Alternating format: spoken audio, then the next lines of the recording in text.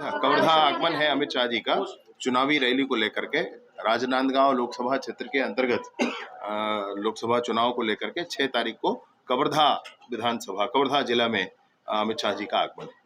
ये पोस्टर वार को लेकर दीपक बैज ने बयान दिया कि भाजपा को भाषा का ज्ञान होना चाहिए, मर्यादा का ज्ञान होना चाहिए। जो चरणदास महंत और उनकी पत्नी जो कि सांसद है, उनको लेकर एक भाजपा ने पोस्टर वार किया फेसबुक पर। देखिए, दीपक बैज जी जिनका चुनाव प्रचार कर रहे हैं, उन्होंने कहा था कि कलेक्टर को झापड़ से मारना चाहिए। ध्यान है भाई, आप उसके चुनाव प्रचार में लगे हो अभी। तो एक साधारण सांकेतिक कोई विषय होता है, उस विषय पर कितनी गंभीरता होनी चाहिए और इस विषय पर गंभीरता कितनी होनी चाहिए। अगर है तो उनसे भी पूछा जाए कि क्यों कहा था आपने, क्यों कहा था बच्चों को कि अगर कलेक्टर को झापड़ से मारो और पुलिस को ये मारो, ये सब क्या बातें होती। मसला ऐसा है कि आप दोहरे मापदंड नहीं रख सकते, स्पष्टता एक साथ होनी चाहिए विषय के लिए। ये अति संवेदनशील क्षेत्रों में लगातार आप लोग दौरा कर रहे हैं, जनता से डायरेक्ट मुलाकात कर रहे हैं, जनता की क्या समस्या सामने आ रही है? बस्तर क्षेत्र में तो समस्याओं का मसला ऐसा है कि जिसको आज आप अपने जीवन का मौलिक आवश्यकता सोचते हैं, मौलिक अधिकार सोचते हैं, 24 घंटे रायपुर में लाइट ना रहे तो आप सोचेंगे कि क्या हो गया, आपातकाल हो गया।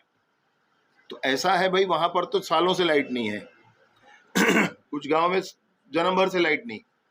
जो आप अपनी मौलिक आवश्यकता सोच रहे हैं, वहाँ पर आज भी वो सुविधा की दृष्टि से भी उपलब्ध नहीं हो पाया। तो बस्तर के अंदरूनी गांव जहाँ पर पानी की व्यवस्था चाहिए, बिजली की व्यवस्था चाहिए, मोबाइल का टावर चाहिए, आंगनबाड़ी चाहिए, स्कूल चाहिए, वो सारे लोग बहुत ही आशा के साथ ये सोचते हैं कि विष्णुदेव की सरकार ज़रूर कुछ करेगी। और विष्णुदेव सरकार, मैं सोचता हूँ कि प्रतिबद्ध है इस विषय पे।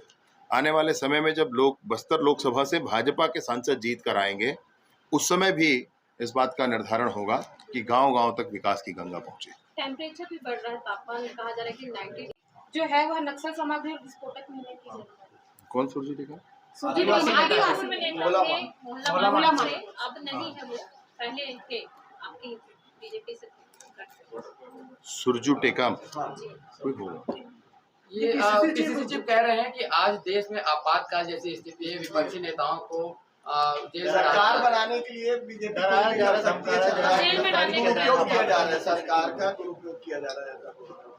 नहीं, मैं कह रहा हूँ केरल में कुछ हो गया क्या, तमिलनाडु में कुछ हुआ है क्या, और अन्य राज्य जहाँ पर कांग्रेस की सरकार नहीं है या कांग्रेस की सरकार है, भाजपा की सरकार नहीं, वहाँ कुछ हुआ है क्या?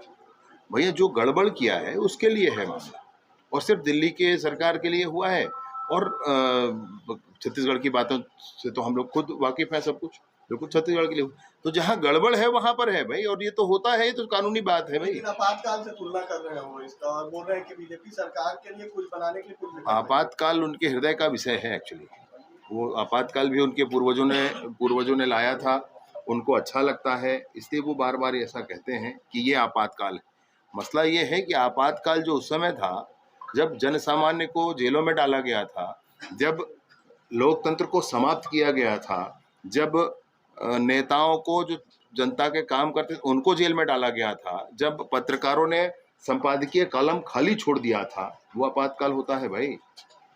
अभी अगर कोई गुनहगार है उसको पकड़ लिया तो आपातकाल नहीं होता, और इसको आपातकाल मानना है तो भावनाएं कैसी हैं समझ सकते हैं आप। ये कांग्रेस ने भी अपनी जो है गारंटियां जनता के समक्ष रखी, 5 गारंटी। मोदी की गारंटी कितनी भारी पड़ेगी कांग्रेस की गारंटी? मोदी की गारंटी मतलब गारंटी के पूरा होने की गारंटी। मसला ऐसा है, विश्वसनीयता का है। जनता को विश्वास है मोदी जी की सरकार बनेगी, हमको आपको भी मन में विश्वास है कि मोदी जी की सरकार बनेगी, और जब सरकार बनेगी वो वादे पूरे कर लेंगे। 8 तारीख को आ भी रहे हैं मोदी जी, 6 को अमित शाह जी आ रहे हैं। ये पोस्टर वार को लेकर कवर्धा दीपक बैज 6 तारीख तो वो भी ना हो, इस बात की भी कोशिश करेंगे। कल माननीय मुख्यमंत्री जी ने बहुत स्पष्ट निर्देश इस विषय पर दिए हैं।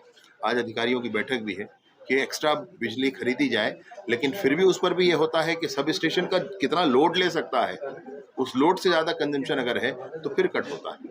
तो उसके लिए भी कल बहुत स्पष्ट निर्देश माननीय मुख्यमंत्री जी ने दिया है। ठीक है। सर, ये भूपेश बघेल जी ने पहले कहा था कि बैलेट पेपर से चुनाव होने चाहिए, और सभी कार्यकर्ताओं से भी कहा था कि सभी अपना नामांकन भरे ताकि बैलेट पेपर चुनाव, लेकिन अब वो कह रहे हैं कि इसे तोड़ मरोड़ कर सामने लाया गया। मैंने ऐसा नहीं किया। जनता समझती है भैया, विरोध जब जनता का होता है गलत बात पर तो वो अपने शब्दों को वापस ले रहे हैं। बाकी बहुत स्पष्टता से उन्होंने एक बार नहीं अनेक बार इस विषय को कहा है। उन्होंने ये कहा है कि जो बैलेट पेपर है उस पर चुनाव होना चाहिए, ईवीएम मशीन से नहीं होना चाहिए, जबकि ईवीएम मशीन को दुनिया मान रही है, आज दुनिया मान रही है। और इलेक्शन कमीशन ने बहुत स्पष्टता कहा है कि आप हैक करके दिखाएं भाई, जिसको भी हैक करना है हैक करके दिखाएं। पूरी दुनिया में ओपन ऑफर था उसका, अभी भी हो सकता है। तो मसला ये है कि सिर्फ शिगुफा बनाना है, सिर्फ विरोध के लिए विरोध करना है, तो ये अच्छी बात नहीं है। उनको इस बात को समझना चाहिए। उन्होंने जो कहा था अभी तोड़ मरोड़ कर दिखाया जा रहा है, ये कहना भी पत्रकारिता का अपमान है। क्या पत्रकारों ने गलत बताया लोगों को? ऐसा तो नहीं हुआ है। उनको तो माफी मांगनी चाहिए इस विषय। भैया एक अंतिम सवाल है कि लगातार चुनावी सभा हो रही है, आप लोग वोट परसेंट को देखें तो क्षेत्रीय पार्टियां या जो निर्दलीय हैं वो 20% तक के वोट ले जाते हैं। तो ये लोकसभा चुनाव में जो आप वोट परसेंट बढ़ाने की बात कर रहे हो, कितना प्रभावी होगा, क्योंकि इनको भी साधना होगा? देखिए, हम लोग तो भावनात्मक आधार पर हमारी अपील है, हम काम कर रहे हैं। ये मानते हैं कि देश की अखंडता के लिए 370 जो अनुच्छेद था संविधान का, वह उचित नहीं था और 370 का अनुच्छेद के अधिकतम प्रावधान समाप्त किए गए। वहाँ कोई खून की नदी नहीं बही, कुछ नहीं हुआ। वहाँ तो रात में 9 से 12 लोग पिक्चर देखने जा रहे हैं। तो उस आधार पर यह अपील है भाजपा की कि प्रत्येक बूथ पर हमारा 370 वोट बढ़ना चाहिए, ऐसी हमारी अपील। उस आधार पर हमारी अपील है कि भाजपा की 370 सीटें आ जानी चाहिए। उस आधार पर हमारी अपील है कि एनडीए की 400 सीटें आ जानी चाहिए।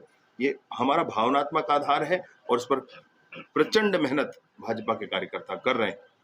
मैं सोचता हूं कि अन्य किसी का क्या होगा ये मैं नहीं जानता हूं, परंतु जनता का आशीर्वाद भारतीय जनता पार्टी के कमल निशान पर मिलेगा, ये सच है। Thank you.